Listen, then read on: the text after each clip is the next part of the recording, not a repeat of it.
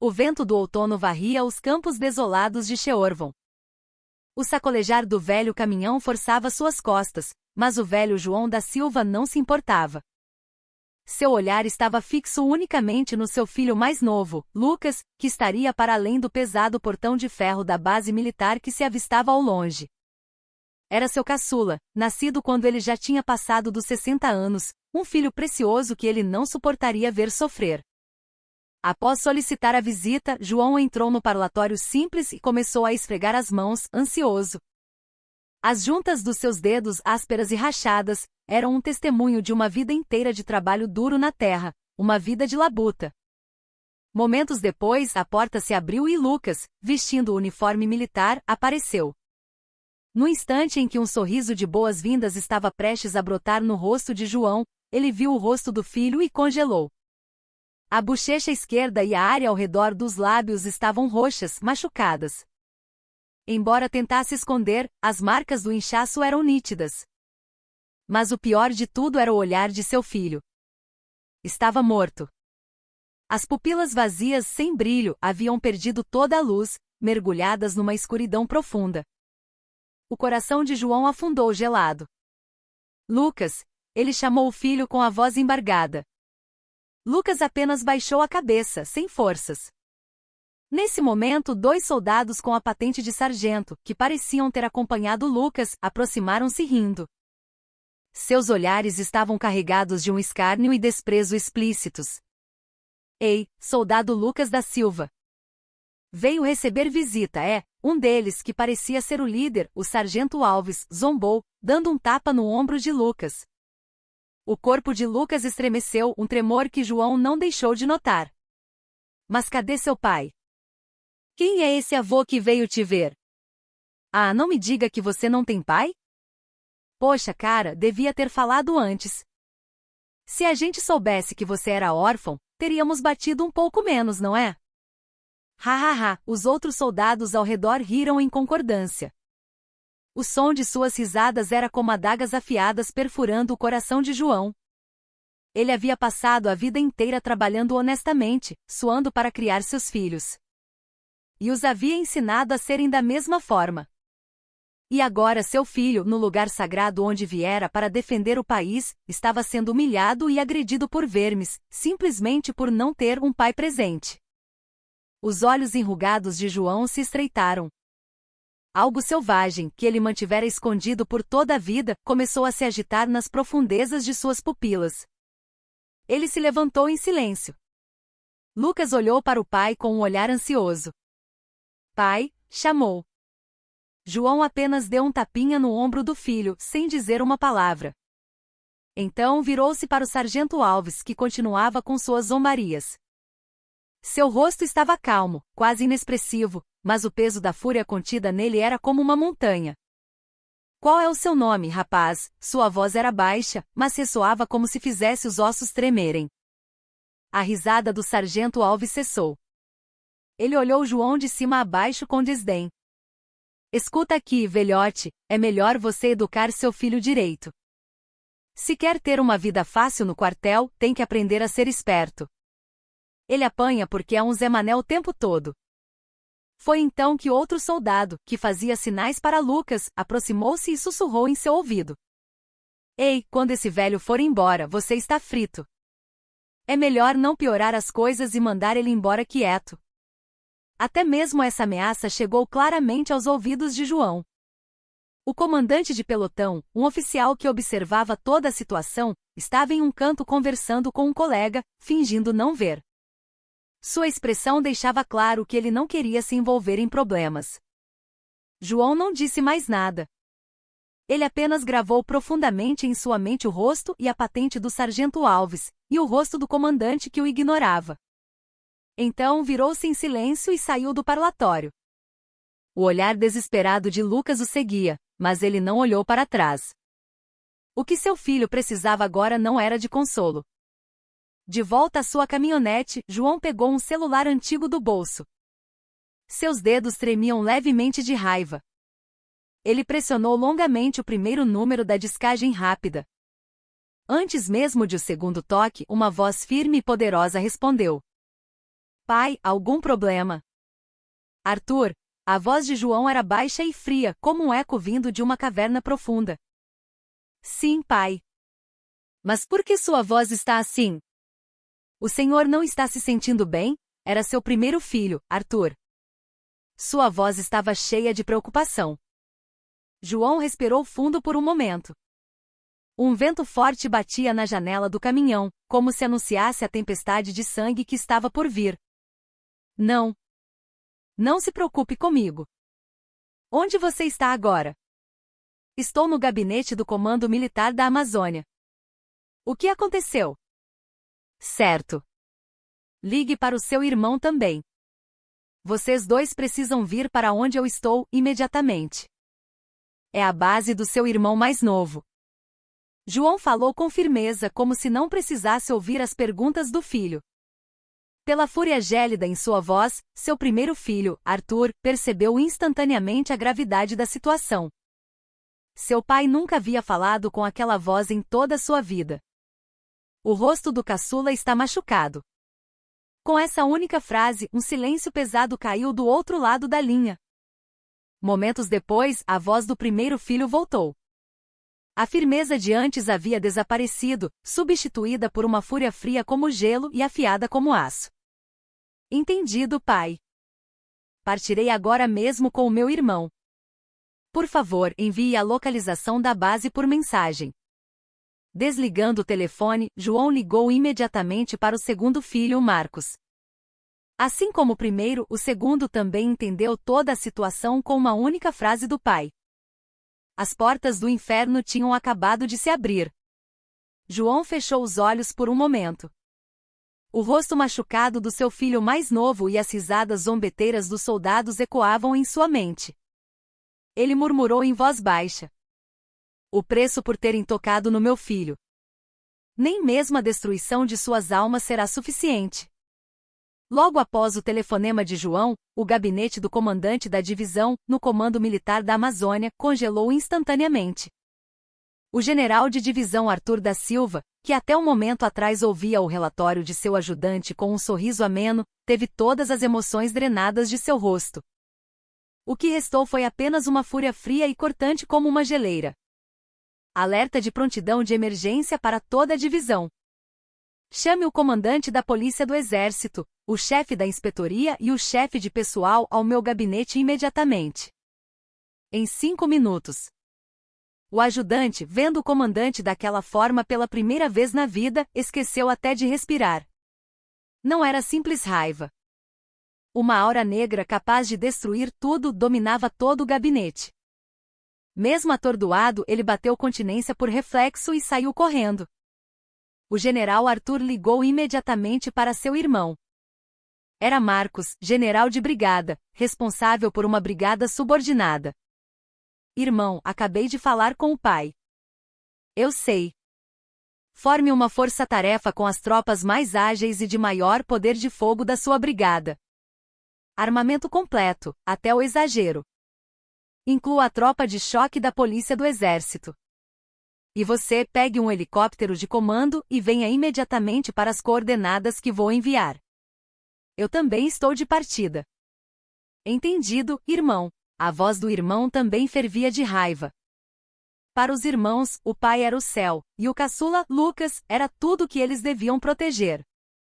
Aqueles que ousaram tocar em ambos ao mesmo tempo não mereciam perdão. Arthur olhou pela janela. O cenário pacífico da base se transformaria em um inferno a partir daquele dia. Ele pegou uma pistola da gaveta mais funda de sua mesa, verificou o carregador e a prendeu na cintura.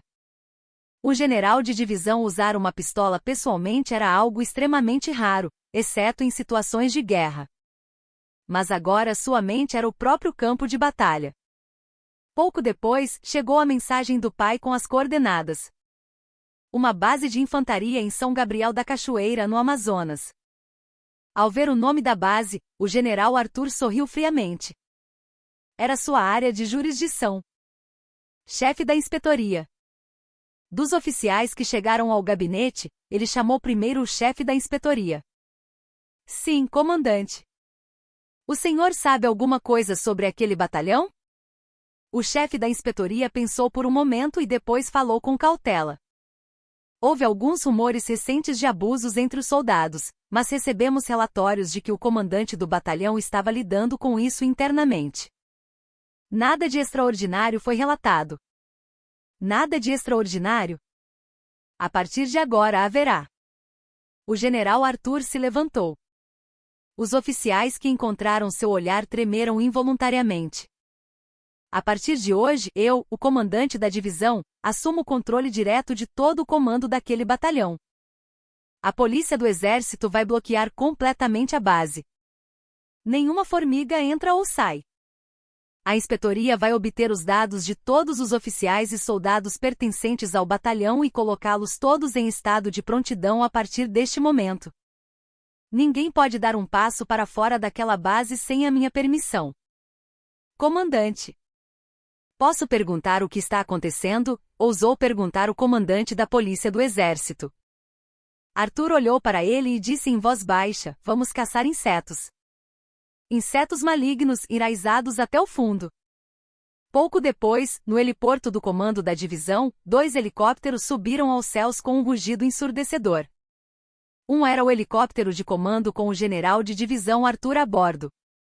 O outro transportava membros da tropa de choque da polícia do exército, totalmente armados. Ao mesmo tempo, na brigada do general de brigada Marcos, veículos de assalto pintados com uma tinta preta especial partiam, levantando poeira. A força-tarefa, composta pelo batalhão de reconhecimento de elite da brigada e pela tropa de choque da PE, possuía poder de fogo para reprimir qualquer provocação. 2 estrelas e 1 estrela. 3 estrelas se aproximavam de um único ponto pequeno a uma velocidade assustadora. Enquanto isso, o batalhão onde o caçula Lucas estava lotado permanecia pacífico. O horário de visitas estava terminando, e os soldados esperavam o jantar, passando um fim de semana preguiçoso. O sargento Alves estava deitado em seu beliche, com um cigarro na boca, rindo. Ei, vocês viram a cara daquele velho do soldado Lucas? Parecia que tinha chupado limão. É verdade, senhor. Parecia que estava protegendo o filhinho mimado, mas não passava de um velho qualquer. Pois é. Por isso que o moleque é desse jeito. Acho que vou ter que dar uma geral nele depois do jantar. Já que ele fez questão de anunciar que não tem pai, a gente tem que dar uma atenção especial, não é mesmo? A conversa nojenta deles foi interrompida por um som estrondoso que ecoou de repente. Era o som de helicópteros, um som que fazia o chão tremer. E não era apenas um. Os soldados, murmurando, colocaram a cabeça para fora da janela. No céu, acima do pátio de desfiles do batalhão, 2 helicópteros circulavam, exibindo uma presença ameaçadora. Um tinha um emblema da divisão claramente visível, o outro, um emblema que eles nunca tinham visto. O que é isso? É um treinamento? Alguém murmurou. No momento seguinte, cordas desceram dos helicópteros, e membros da tropa de choque da PI vestidos de preto, desceram rapidamente para o pátio. Assim que pousaram, eles se moveram de forma disciplinada, controlando perfeitamente as entradas do quartel-general e dos alojamentos de cada companhia.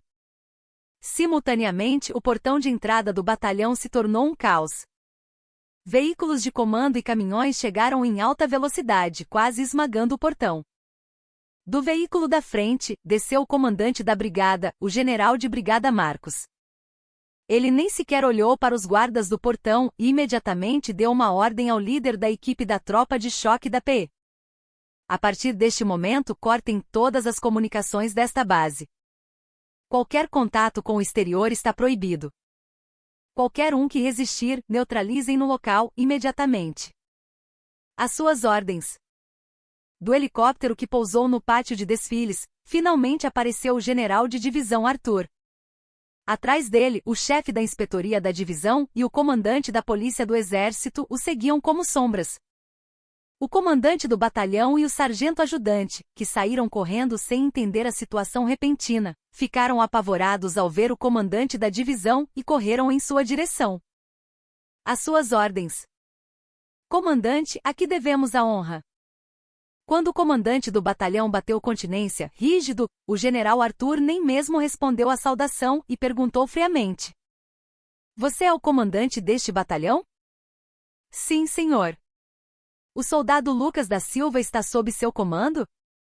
O comandante ficou momentaneamente confuso com o nome que nunca tinha ouvido. Era impossível para ele memorizar os nomes de centenas de soldados. Enquanto ele hesitava, o sargento ajudante que estava atrás dele se adiantou apressadamente. Sim, comandante. Ele pertence à companhia de comando e serviços, pelo que sei. O general Arthur assentiu. Então, agarrou o comandante pelo colarinho com força, como se fosse estrangulá-lo. O comandante, assim como todos ao redor, ficou chocado. Você não sabe nem o que está acontecendo com o meu filho debaixo do seu nariz. Você não tem qualificação para ser pai. A partir de hoje, sua carreira militar acabou. Ele empurrou o comandante e ordenou ao comandante da polícia do exército: Prendam esse homem imediatamente e o levem para a inspetoria. E toda a companhia de comando e serviços, em 5 minutos, formada no pátio de desfiles com equipamento completo. Sem exceção. 2 estrelas e 1 estrela. 3 estrelas começaram a esmagar uma base inteira. O espetáculo infernal estava apenas começando. O alojamento da companhia de comando e serviços era um verdadeiro pandemônio. Na situação de emergência súbita, os soldados vestiam apressadamente seus uniformes de combate e preparavam seus equipamentos. Gritos e xingamentos ecoavam. Especialmente o sargento Alves e outros soldados mais antigos, sem entender a situação, pressionavam os novatos de forma ainda mais violenta. Andem logo. Quem ficar para trás vai se arrepender esta noite. Mas sua arrogância foi despedaçada no momento em que se alinharam no pátio de desfiles. No centro do pátio estavam 2 generais. Um era o comandante da divisão, o mais alto oficial de sua própria divisão.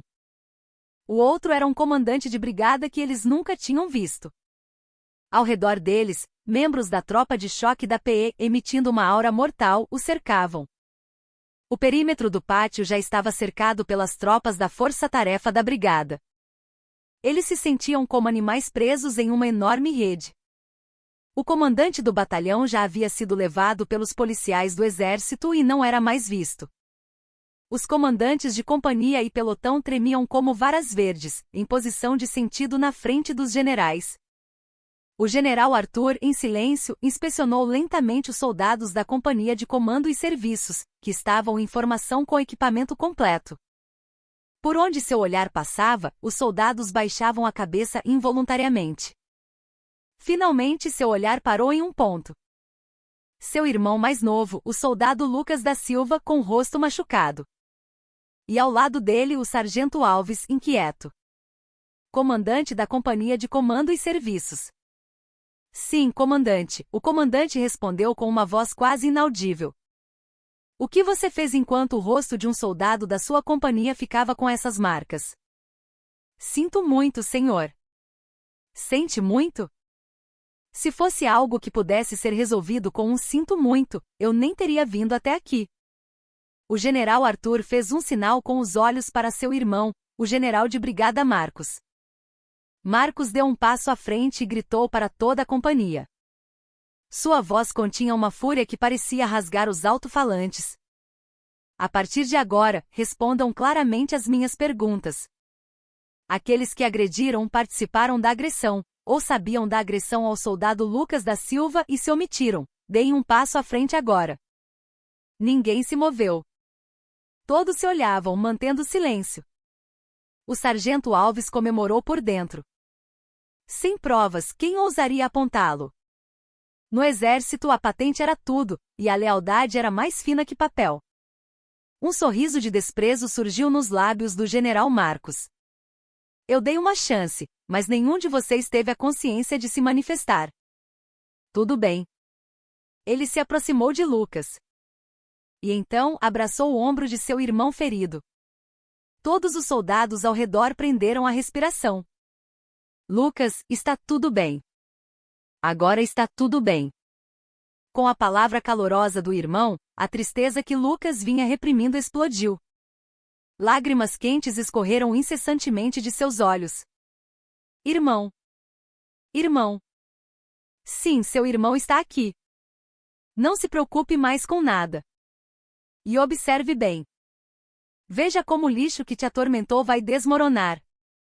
O general Marcos deu um tapinha nas costas de Lucas e depois se virou novamente para o sargento Alves. Seus olhos ardiam de fúria. Você vem aqui. O sargento Alves, sem perceber, deu um passo à frente.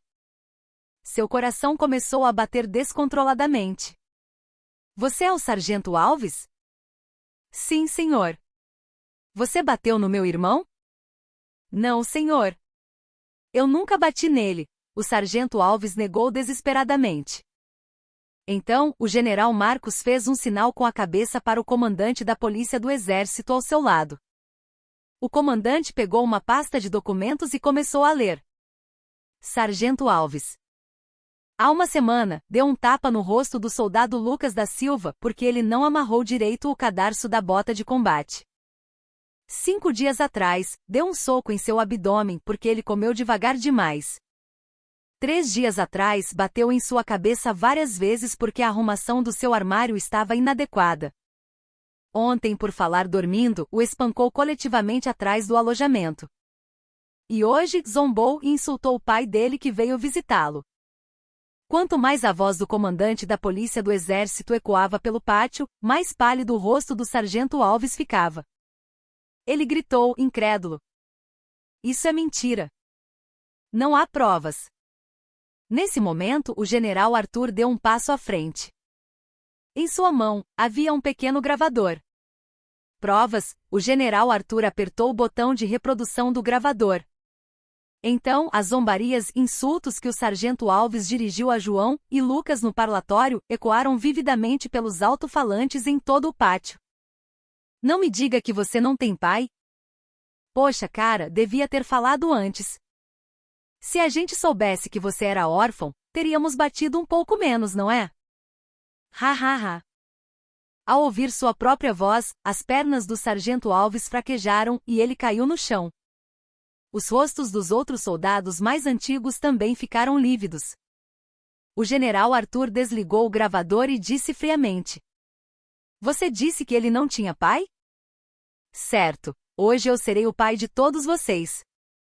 Um pai muito assustador, que os perseguirá até o inferno para cobrar por seus pecados. Ele ordenou aos policiais do exército.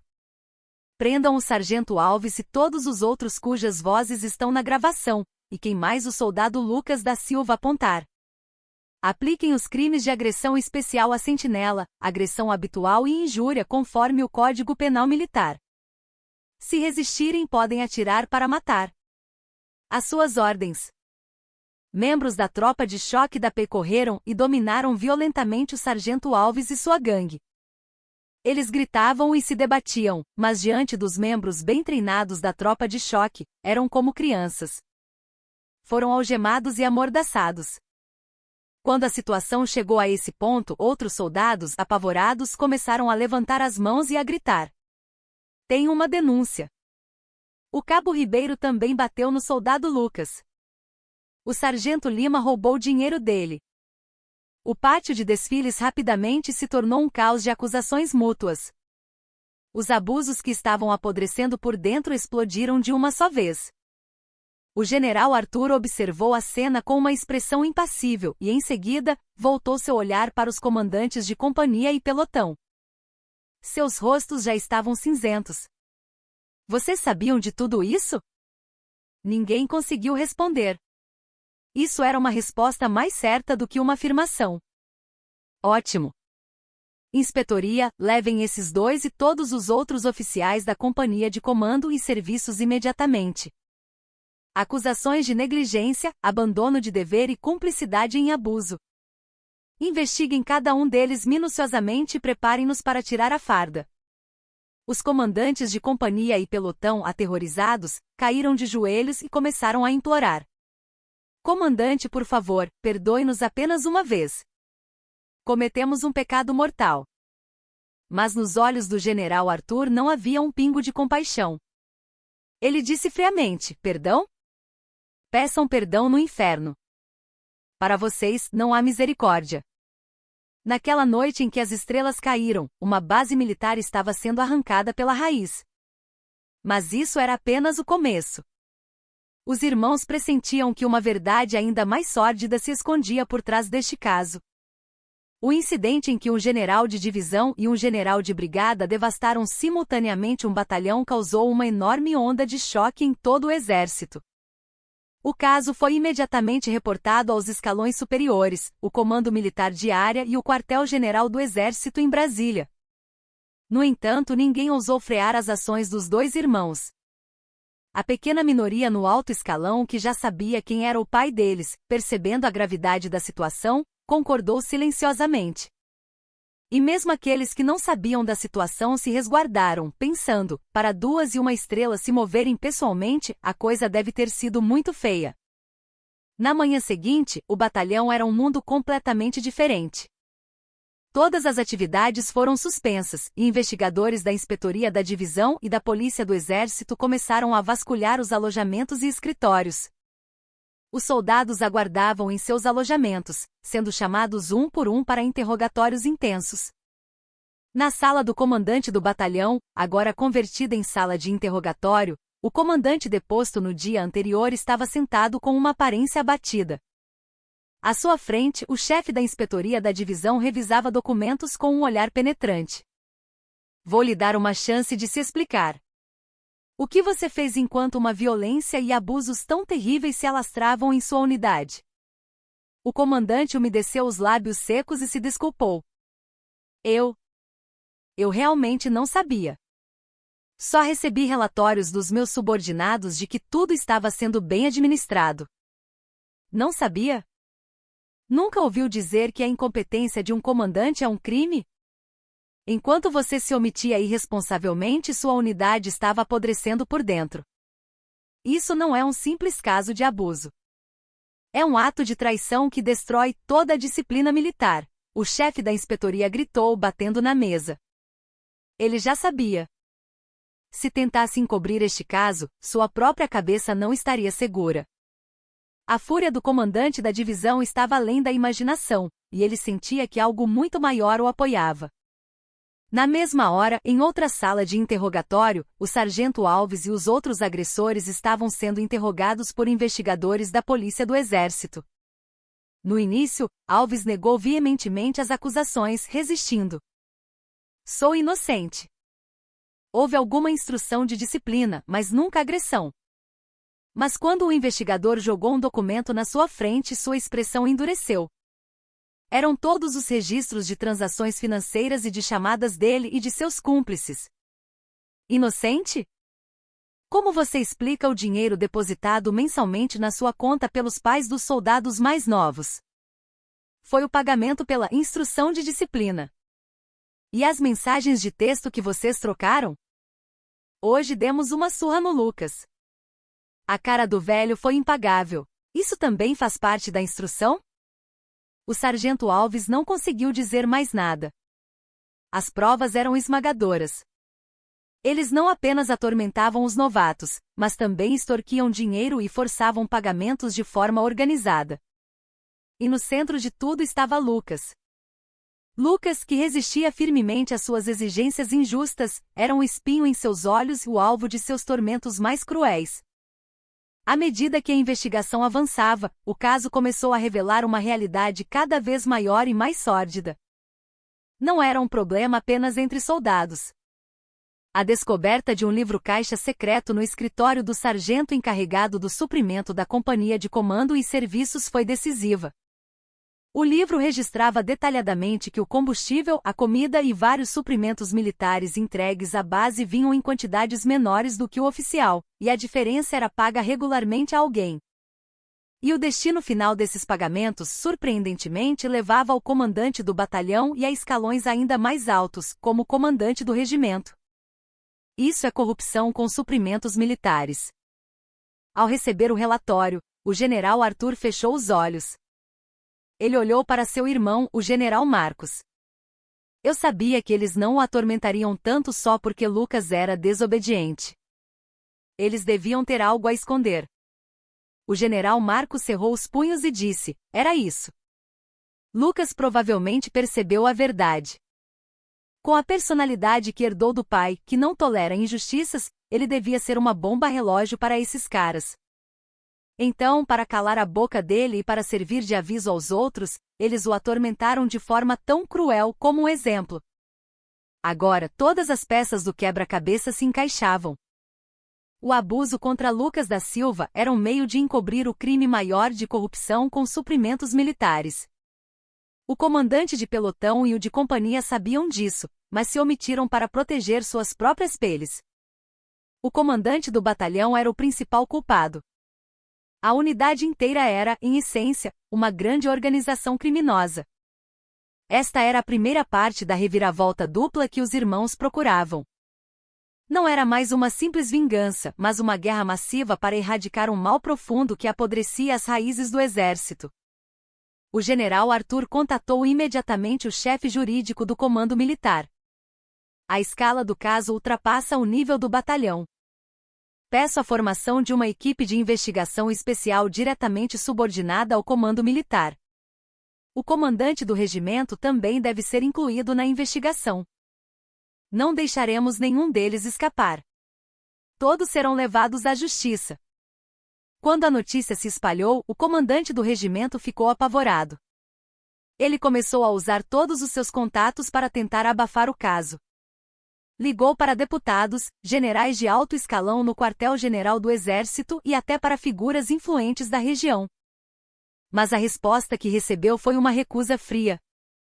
Desculpe, mas desta vez não posso me meter. O adversário é poderoso demais. Você mexeu com os irmãos Silva? Você enlouqueceu? É melhor se preparar para tirar a farda. Só então o comandante do regimento percebeu. A família do soldado que ele havia provocado não era comum. Mas ele ainda não conseguia imaginar quem era o pai deles, nem a fonte do poder que possuíam. Naquele momento, João estava com seu filho Lucas em um hospital militar fora da base. Exames detalhados revelaram fraturas e lesões internas invisíveis por todo o corpo de Lucas. O médico disse, balançando a cabeça, que se tivessem demorado um pouco mais, poderia ter havido sequelas graves. O velho João segurou a mão do filho adormecido e engoliu as lágrimas em silêncio. Seu coração se partia com a dor e o medo que seu filho deve ter sofrido. Mas ele não se enfraqueceu. Sua guerra não terminaria até que tudo fosse corrigido. Lucas, aguente só mais um pouco. Este seu pai vai arrancar pela raiz não só o lixo que te atormentou, mas também todos os que estão por trás deles e jogá-los aos meus pés. O olhar do velho não era mais apenas de raiva, mas carregado da determinação de alguém que assumiu um destino grandioso. A investigação sobre o esquema de corrupção com suprimentos militares ameaçava se expandir para além do regimento, atingindo a divisão e até mesmo o comando militar. O exército foi abalado à medida que os envolvidos eram convocados um após o outro. O general Arthur e o general Marcos não se abalaram com a pressão externa e, em vez disso, pressionaram a equipe de investigação com ainda mais força. Por trás de sua atitude firme, havia uma confiança inabalável que ninguém podia desafiar. Com a repercussão do caso se tornando incontrolável, finalmente foi formada uma comissão de inquérito conjunta, diretamente subordinada ao Ministério da Defesa. O chefe da comissão era um veterano general de exército, chefe do Departamento de Investigação do Ministério da Defesa. Ele foi pessoalmente de helicóptero até a Amazônia para se encontrar com as figuras-chave do caso, o general Arthur e o general Marcos. Quando o chefe da comissão entrou no gabinete do general Arthur, ficou interiormente surpreso com a postura firme dos dois irmãos. Mesmo estando no centro de um escândalo que abalava todo o exército, não havia neles o menor sinal de ansiedade ou perturbação. General Silva, não acha que este caso está tomando proporções grandes demais? Claro, o que aconteceu com seu irmão é lamentável, mas a honra de todo o exército está em jogo. O chefe da comissão começou de forma suave, tentando persuadi-los. Mas o general Arthur não recuou um centímetro. A honra só pode ser protegida quando a parte podre é removida, senhor. Cobrir uma ferida infectada não é honra, é engano. Mas por causa deste caso, soldados inocentes também podem ser prejudicados. E não será bom para o futuro de vocês. Foi então que o general Marcos, que até então permanecia em silêncio, falou: O senhor não precisa se preocupar com o nosso futuro. A única razão pela qual vestimos esta farda é para seguir os ensinamentos de nosso pai. Seu pai? O chefe da comissão fez uma expressão de dúvida. Ele pensou que tipo de ensinamento grandioso um velho fazendeiro do interior poderia ter dado. Ele sabia que os dois irmãos não vinham de uma família de elite. Certo, quem é o pai de vocês? Pelo que sei, ele foi agricultor a vida toda. O general Arthur respondeu calmamente. Está correto. Nosso pai é um agricultor que passou a vida inteira trabalhando com a terra.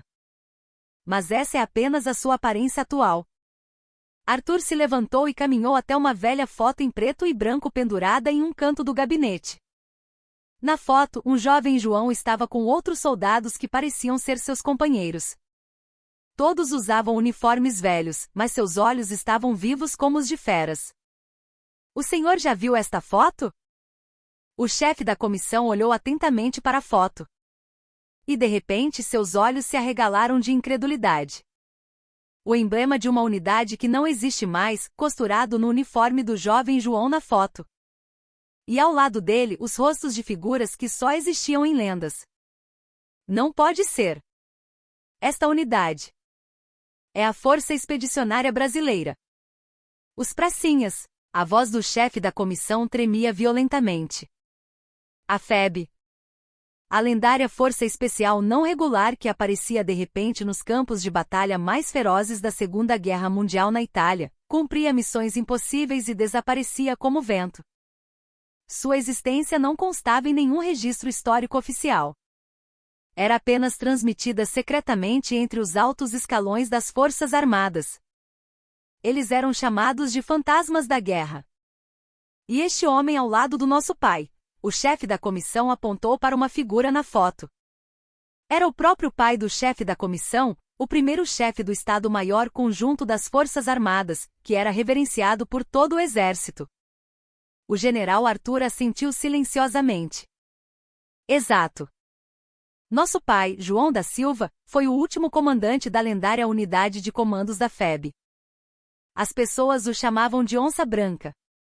Chocado com a verdade, o chefe da comissão ficou sem palavras por um tempo. Agora tudo fazia sentido. Por que os irmãos Arthur e Marcos conseguiram se tornar generais tão jovens? Por que possuíam uma força e coragem que ninguém conseguia deter? Eles não eram apenas oficiais competentes. Eram os filhos de uma lenda viva. Seu poder não vinha de conexões políticas ou de formação acadêmica. Vinha da pura devoção a este país e ao exército, que seu pai defendeu arriscando a vida no campo de batalha. E da rede de honra inabalável formada por seus companheiros de guerra, que agora ocupavam os mais altos escalões das Forças Armadas. Eles simplesmente não podiam ficar de braços cruzados vendo o exército, que seu pai dedicou a vida para proteger, apodrecer. Esta era a segunda e mais crucial parte da reviravolta dupla. A essência do caso não era simplesmente a vingança de dois irmãos generais, mas a fúria de uma lenda que protegera o exército. O chefe da comissão cambaleou e sentou-se na cadeira. Ele olhou para o general Arthur com um misto de reverência e medo. Por quê? Por que vocês esconderam a história de seu pai até agora? Era o desejo de nosso pai. Ele sempre disse que a glória da guerra pertence aos companheiros que morreram, não aos que sobreviveram, e viveu sua vida inteira silenciosamente como um agricultor. Nós, irmãos, também seguimos o caminho militar com nossas próprias forças, sem nos apoiarmos na honra de nosso pai, continuou o general Marcos. Mas desta vez é diferente. Vermes ousaram insultar nosso pai e corroer o exército que ele protegeu com a vida. Não podemos mais ficar em silêncio. Em nome de nosso pai e na honra da Onça Branca, vamos limpar todo esse lixo, sem deixar rastros. O chefe da comissão suspirou profundamente. Ele se levantou e curvou-se respeitosamente para os dois irmãos. Era um sinal de respeito a um grande veterano do exército, transcendendo patente e idade.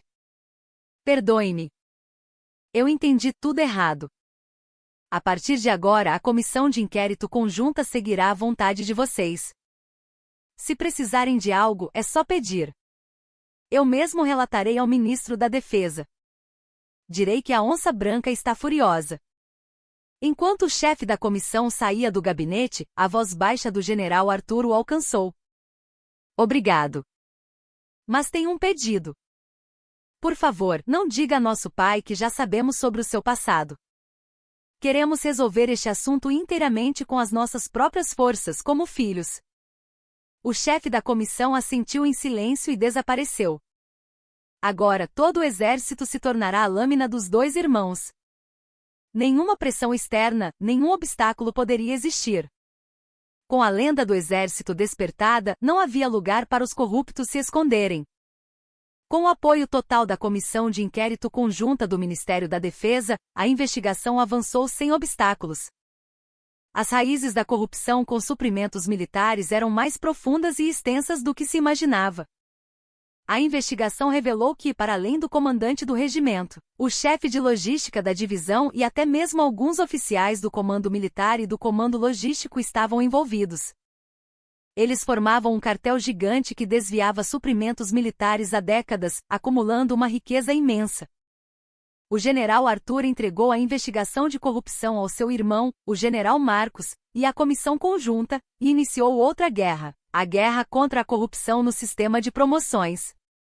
Ele solicitou, através da inspetoria, todos os documentos relacionados às recentes promoções e transferências de cargos, não apenas no batalhão em questão, mas em todo o regimento e divisão.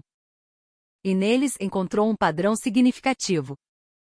Os oficiais envolvidos na corrupção, apesar de sua incompetência, recebiam promoções anormalmente rápidas ou eram transferidos para posições confortáveis, os chamados cabides de emprego. Por outro lado, oficiais íntegros e competentes eram repetidamente preteridos nas promoções ou relegados a postos secundários. No final, tudo é uma questão de pessoas, o general Arthur convocou o chefe de pessoal. A partir de agora, vamos conduzir uma nova avaliação de reputação de todos os oficiais e sargentos da nossa divisão.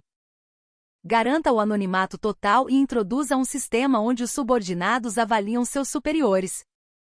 Identifiquem todos aqueles que toleraram abusos ou que, sendo incompetentes, mantiveram seus postos através da bajulação. Sem exceção. Um vento gelado de inspeção de pessoal começou a soprar por toda a divisão. Denúncias anônimas choveram, e todos os tipos de abusos e corrupção que estavam escondidos vieram à tona. O sargento de suprimentos que agredia os soldados, o comandante de companhia que desviava material de treinamento para decorar sua casa, o oficial de operações que roubava o mérito de seus subordinados para ser promovido. Os galhos podres foram revelados em grande número. O general Arthur os cortou sem piedade. A demissão era o mínimo, os casos mais graves foram imediatamente levados ao conselho disciplinar. Em poucos dias, dezenas de oficiais foram expulsos ou rebaixados. As vagas foram preenchidas por talentos competentes que haviam cumprido seus deveres em silêncio. Enquanto isso, a equipe de investigação de corrupção finalmente identificou a figura no topo do cartel. Era o chefe de logística do comando militar, um coronel. Ele havia colocado seus colegas e subordinados em posições-chave, construindo um império de corrupção que parecia uma fortaleza por décadas. O comandante do regimento era apenas um de seus lacaios leais. Quando a comissão de inquérito conjunta invadiu o comando militar para prender o chefe de logística, ele estava em seu escritório queimando todos os livros de contabilidade da corrupção, tentando destruir as provas. Parado.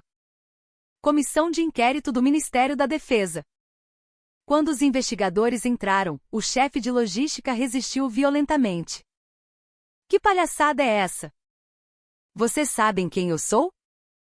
Querem todos ser expulsos do exército? Mas sua resistência não durou muito. Dominado e algemado pelos investigadores, sua aparência era patética. Era o momento da queda do imperador que outrora controlava o setor de logística. A notícia de sua prisão chocou todo o exército. Inúmeras pessoas ligadas a ele começaram a tremer de medo. Envolvidos pela ansiedade de que também seriam presos em breve, eles se atacaram e transferiram a responsabilidade uns aos outros em uma briga de lama. O outrora grande império da corrupção desmoronava de forma patética.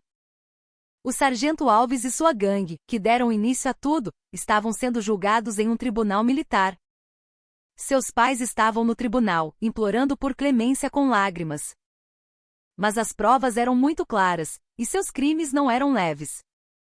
Especialmente quando a gravação com seus comentários ofensivos a João foi reproduzida, suspiros de indignação ecoaram na plateia. O juiz anunciou a sentença com voz solene. Réu Sargento Alves, considerado culpado de todas as acusações de agressão especial à sentinela, agressão habitual, injúria, abuso de poder e extorsão, conforme o Código Penal Militar, é condenado a 15 anos de prisão. Os demais réus são condenados a penas que variam de 5 a 10 anos de prisão. Com a sentença esmagadora, os agressores choraram alto no tribunal, e seus pais desmaiaram. O comandante de pelotão e o de companhia que se omitiram, também foram condenados à prisão com uma dispensa desonrosa, perdendo toda a honra militar e sendo marcados como criminosos pela sociedade. Este era o preço do pecado que o general Arthur havia prometido perseguir até o inferno. Quando tudo estava se acalmando, o general Arthur, junto com seu irmão, foi visitar o caçula Lucas, que estava internado no hospital. Lucas já não tinha mais hematomas no rosto e estava recuperando sua expressão alegre de antes. Irmãos, obrigado. Às palavras de Lucas, o general Arthur sorriu gentilmente e afagou a cabeça do irmão. Não fomos nós. Foi você quem venceu esta batalha. Foi porque você não se curvou à injustiça e resistiu que pudemos julgá-los. O general Marcos também acrescentou. É verdade, Lucas. Você é o orgulho dos seus irmãos. E o filho orgulhoso do nosso pai. Os 3 irmãos sorriram um para o outro. A longa tempestade havia passado e na terra ferida, um novo broto de esperança estava surgindo. Mas ainda havia um último obstáculo a ser superado. O pai que deu início a tudo, o velho João da Silva. Após a grande purga, a base rapidamente se estabilizou sob o comando de novos oficiais e comandantes. Os envolvidos na corrupção foram levados a julgamento militar e receberam punições severas, e as posições daqueles expulsos por corrupção de pessoal foram preenchidas por talentos competentes e honestos. O exército, aproveitando o caso como uma oportunidade, iniciou uma grande reforma interna. Quando tudo parecia estar voltando ao seu devido lugar, o general Arthur e o general Marcos foram para a casa de seus pais com o coração pesado. O caçula Lucas, que estava se recuperando em casa após receber a alta, também os acompanhou. Em suas mãos, havia um envelope com artigos de jornais e notícias da televisão. Estava cheio de manchetes sensacionalistas como maior organização de corrupção em contratos militares na história do exército desmantelada, e a fúria dos irmãos generais corrige a disciplina militar podre. O velho João da Silva, sentado na varanda fumando seu cachimbo, viu os 3 filhos entrarem e apenas os cumprimentou com um aceno de cabeça. Sua expressão era a mesma de sempre, impassível, mas os filhos podiam ler os sentimentos complexos escondidos por trás dela. O general Arthur falou primeiro. Pai, temos algo a dizer. Ele colocou o envelope cuidadosamente na frente do pai. O velho João nem abriu o envelope, apenas olhou para os filhos em silêncio. Pai, nós exageramos desta vez? Perguntou o general Marcos cauteloso. Eles sabiam porque o pai havia vivido uma vida tão silenciosa. Sabiam que ele se sentia sobrecarregado com as cicatrizes da guerra e o peso do título de herói. E agora que eles haviam perturbado a paz do pai e virado todo o exército de cabeça para baixo, não teriam o que dizer se fossem repreendidos. João ficou em silêncio por um longo tempo. Ele olhou para as montanhas distantes, além da fumaça que subia de seu cachimbo. Seu olhar parecia fixo em algum ponto do passado. Após um longo silêncio, ele finalmente abriu a boca. Eu alguma vez pedi a vocês que se tornassem soldados? Não, pai. Mas todos vocês se tornaram soldados. E até se tornaram generais. Por quê? O primeiro e o segundo filho não conseguiram responder. Memórias de infância, de vestir secretamente o velho uniforme militar do pai e sonhar em ser soldado, de prometer se tornar uma pessoa forte e justa como o pai, passaram por suas mentes. Depois de descobrir o passado do pai, esse sonho se tornou uma missão ainda mais firme. Foi então que o caçula Lucas, tomando coragem, falou: "Fui eu. Eu pedi aos meus irmãos. Eu disse que queria proteger as coisas que o Senhor protegeu por toda a vida." O olhar do velho João se voltou para o filho mais novo. Seus olhos tremeram suavemente. "Arthur. Marcos." "Sim, pai. Tenho orgulho de vocês serem meus filhos." Com as palavras inesperadas do pai, os olhos dos dois filhos se encheram de lágrimas. Era um pai que por toda a vida, nunca havia sido generoso com elogios. Mas lembrem-se de uma coisa. A verdadeira força não vem da patente ou do poder. A coragem de se sacrificar pelo que se deve proteger, essa é a verdadeira força. O que vocês fizeram desta vez não foi vingança. Foi uma missão para proteger a honra dos soldados que vocês devem proteger e o futuro deste país. João se levantou e deu um tapinha no ombro de cada um dos filhos. De sua mão áspera, um calor foi transmitido. "E esqueçam de mim. Eu sou apenas um velho agricultor que vive da terra aqui na Amazônia. A onça branca morreu há muito tempo." Com essas palavras, João voltou a se sentar na varanda e a fumar seu cachimbo. Os filhos não disseram mais nada. A última palavra do pai era um ensinamento final para que não esquecessem suas raízes, mas que seguissem seus próprios caminhos sem se apoiar na glória do passado. Naquela noite, os três irmãos dormiram juntos no mesmo quarto, pela primeira vez em muito tempo. Como quando eram crianças, eles trocaram piadas bobas e falaram sobre o futuro. Foi uma noite em que sentiram que a longa e árdua batalha havia terminado e que eles haviam se tornado uma família ainda mais unida.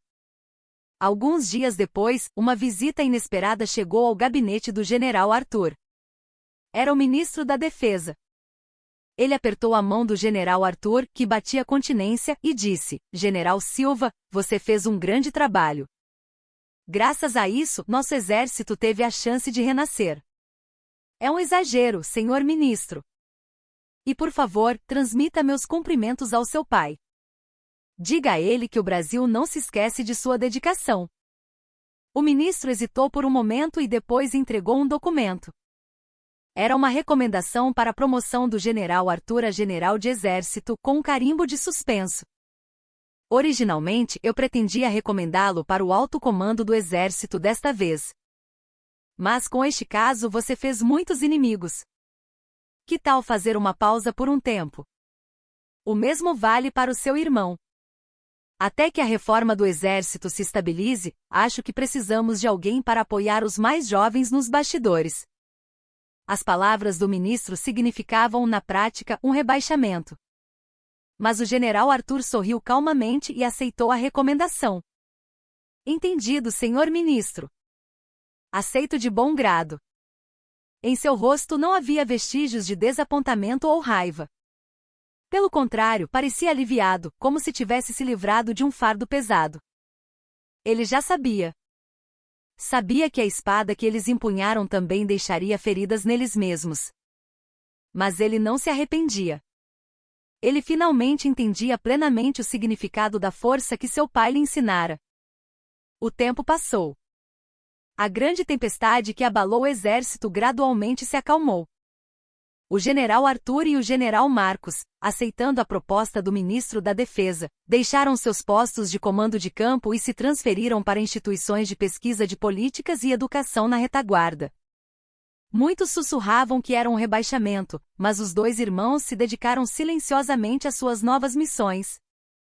Eles dedicaram toda a sua paixão a cultivar a próxima geração de líderes e a pesquisar novas políticas militares para que a reforma que iniciaram pudesse se enraizar adequadamente no exército. Seus esforços não foram em vão. As novas sementes que plantaram se espalharam por todo o exército, levando a mudanças positivas. Os abusos diminuíram visivelmente, e talentos com habilidade e caráter começaram a ser nomeados para posições importantes. o exército lavou sua antiga má reputação e começou a recuperar a confiança do público. O caçula Lucas, depois de se recuperar completamente no hospital, completou o restante do serviço militar e foi dispensado com honra. A terrível experiência que viveu no exército deixou-lhe cicatrizes profundas, mas também o tornou um ser humano mais forte e maduro. Ele voltou para a universidade e começou a estudar direito. Vendo seus irmãos lutarem contra a injustiça, ele decidiu que também se tornaria alguém que protege os fracos da sociedade com a arma da lei. O velho João da Silva continuou a viver com a terra em sua fazenda. Ele nunca mencionou uma palavra sobre as mudanças que seus filhos realizaram, mas o tempo que passava olhando para a direção da base militar, enquanto endireitava as costas depois de arar o campo, aumentou. O leve sorriso que passava por seu rosto enrugado continha uma satisfação mais profunda do que qualquer elogio. Um dia, um sedã preto parou em frente ao velho caminhão de João. O homem que desceu do carro era um senhor de cabelos brancos. Ele era um antigo companheiro de guerra que havia enfrentado a morte junto com João na FEB e agora era uma figura respeitada como um estadista sênior. João. Há quanto tempo? O que você está fazendo aqui? Neste fim de mundo que cheira a terra. João falou de forma rude, mas seu rosto mostrava claramente a alegria de revê-lo. Os dois velhos soldados sentaram-se na varanda, bebericando cachaça e relembrando os velhos tempos. Seus filhos são realmente incríveis. Puxaram a você. Ao elogio do velho companheiro, João apenas bebeu sua cachaça em silêncio. Desta vez, o governo decidiu reconhecer oficialmente seus méritos e os de nossos companheiros da FEB e conceder-lhes medalhas. Você não precisa mais se esconder. Desfrute da glória que merece. Mas João balançou a cabeça com firmeza. Não precisa. Não quero fazer nada que me envergonhe na frente dos que morreram. Minha glória está enterrada nesta terra e no coração dos meus filhos, e isso é suficiente para mim. Sabendo que não conseguiria quebrar sua teimosia, o companheiro não insistiu mais. Em vez disso, tirou uma velha foto do bolso e a entregou a João. Era a única foto de grupo de todos os membros da unidade de comandos da FEB juntos em sua juventude. E que tal isto? Ouvi dizer que seu filho mais novo vai se tornar juiz em breve. Entregue esta foto a ele no dia em que vestir a toga. Ele precisa contar aos netos por que tipo de mundo o avô deles lutou. João pegou a foto. Vendo a si mesmo jovem e seus companheiros sorrindo brilhantemente na foto, seus olhos ficaram úmidos. Ele assentiu em silêncio. E assim, os anos passaram. Arthur e Marco se aposentaram como generais e viveram vidas respeitadas como veteranos do exército. Lucas se tornou um advogado proeminente e dedicou sua vida a realizar a justiça social. E depois de muito tempo, o velho João da Silva faleceu. Seu funeral, de acordo com seus desejos, foi uma cerimônia familiar simples. Mas o velório nunca esteve vazio, com inúmeros generais da reserva e figuras políticas que vieram prestar suas últimas homenagens. Todos eles fizeram 1 minuto de silêncio pela onça branca, orando o grande legado e o espírito de sacrifício que ele deixou. Enquanto arrumavam os pertences do pai, os 3 irmãos encontraram uma velha foto no fundo da gaveta de sua escrivaninha. Era a foto de grupo da unidade de comandos. E no verso, com a caligrafia áspera do pai, estava escrito: "Minha maior medalha são vocês." Os 3 irmãos abraçaram a foto e choraram silenciosamente. Eles perceberam mais uma vez, profundamente em seus corações, que existiam graças ao amor e sacrifício de seu pai. Um pai que viveu a vida inteira como agricultor. Mas ele foi um soldado